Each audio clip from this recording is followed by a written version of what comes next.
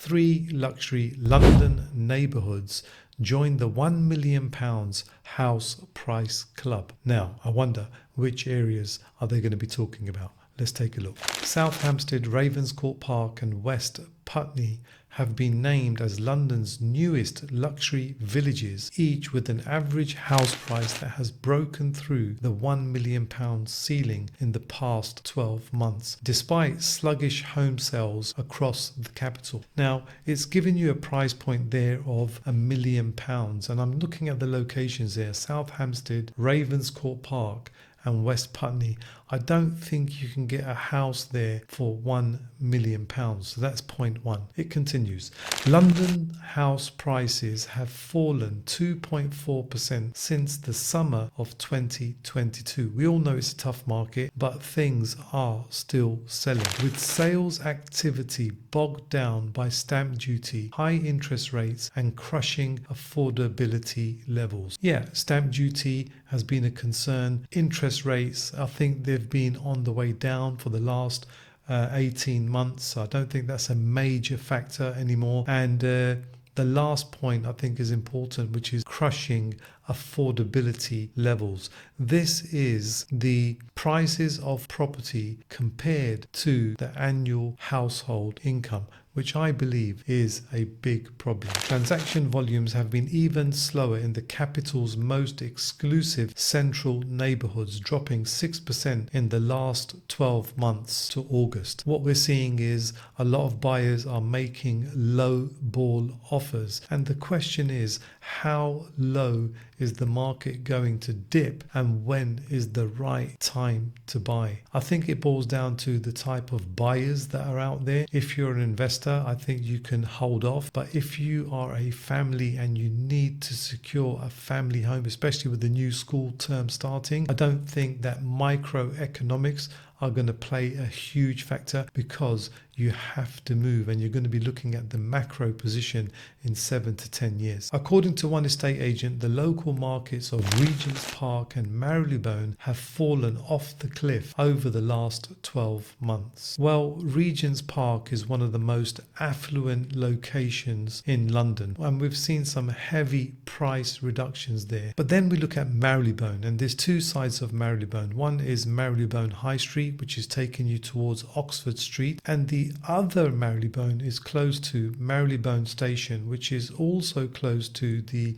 Baker Street and an ex-local authority estate called Lisson Grove. So you've got to be very careful when you're talking or selecting a property in Marylebone, and you need to get it right. According to research from Savills, the 3 micro-neighbourhoods of South Hampstead, Ravenscourt Park and West Putney, all in the travel zone 2, have been sheltered from the headwinds and have swept through what is known as prime central London. And the question is, why? It continues. The quiet appeal of the B list, changes to non-dom tax regulations and the extended build-up to the late autumn budget, dominated by fears of further tax rises, put the brakes on the central London property market this summer. These markets tend to be discretionary and sentiment driven, as the very wealthy seldom have to sell. I think that's quite an important point, so I'm going to just reiterate that point again. The last point says, as the very wealthy seldom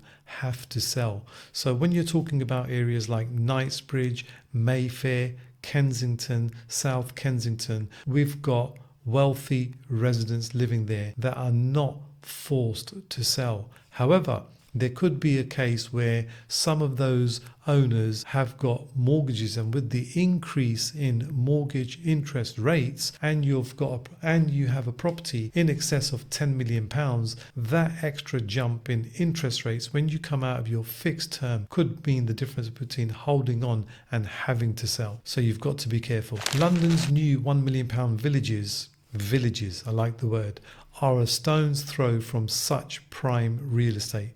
But sales activity in these parts is driven by necessity. Now, this is key. As families grow and school selection becomes paramount.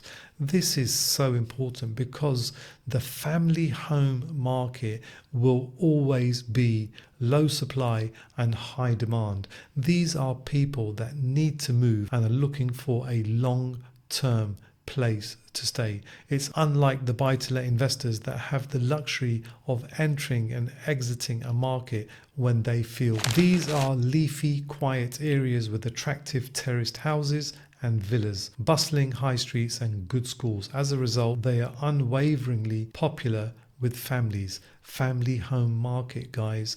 This is freehold houses in good neighbourhoods where sometimes they are being gentrified. Areas like Chiswick, Queen's Park, and coming a little bit further down into east, we could look at even Stoke Newington and parts of Hackney and Clapton too. Although expensive house prices go much further in terms of status, postcodes, they ride on the coattails of their elite neighbours. This is where you have an overspill from one location to another. Notting Hill could overspill into parts of Shepherd's Bush or Brook Green. South Hampstead has quietly maintained its appeal amongst buyers thanks to a combination of strong schools, very important, good value housing stock, and proximity to neighbouring and pricier hotspots like St John's Wood, Hampstead Village and Belsize Park. Says Sophie Williams of House Collective, schools are a major draw to South Hampstead. There's a cluster of well-regarded options around here. Now, I think that that's quite a valid point, but mixing in St John's Wood to South Hampstead,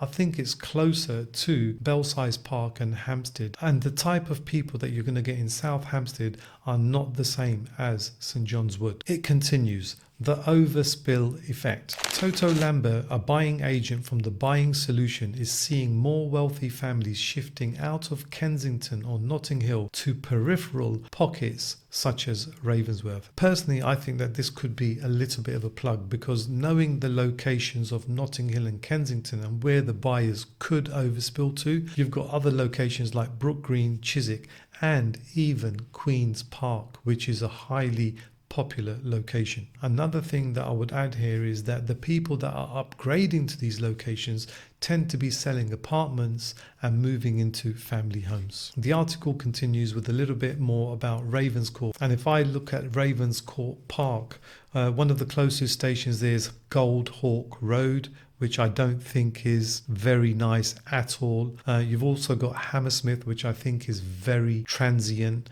And then you've got Turnham Green and also Ravenscourt Park. It's a small pocket. There's limited streets there. You've also got Stamford Brook, which I think is a good location. Brook Green is a good location. And further down, you've got Chiswick, which I think is a top location. So do check it out. It's got a great high street, great houses and great residents too. The reverse exodus. Nationally, the research showed 44 neighbourhoods that had an average house price of over £1 million in 2023 and have since dropped below the threshold. 72% were outside the capital. This symbolises a clear unwinding of the pandemic race for space. Nick Maud, analyst of Savile, adds, it has cooled off over the past 2 years with more people returning to the office. Proximity and convenience are once again driving buyer decisions, and therefore we are seeing a resurgence in demand for family homes in established, well-connected areas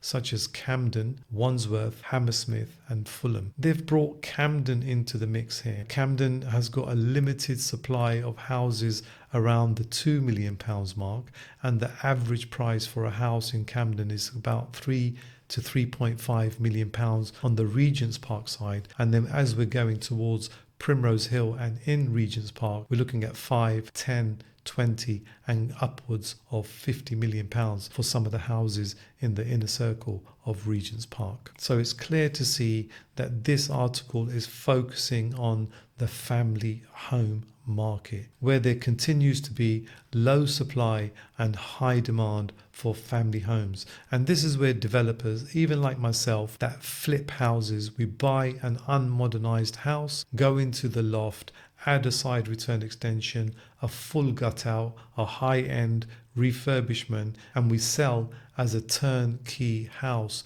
to end user buyers. But what we're also seeing is that the expectation from end user buyers, they want to focus on quality, location and price. So all of these factors have to be spot on when you're going into an investment as a developer. Out of the 3 locations, Ravenscourt Park, West Putney and South Hampstead, I would place South Hampstead as my number one choice. It's got a great high street. You could walk to Belsize Park and Hampstead, and you've also got Hampstead Heath on your corner, and the actual residential profile there is very nice, and in the summer it's a great place to be. Until next time guys, my name's Monty on the streets of London. I'll see you soon. Take care. Bye.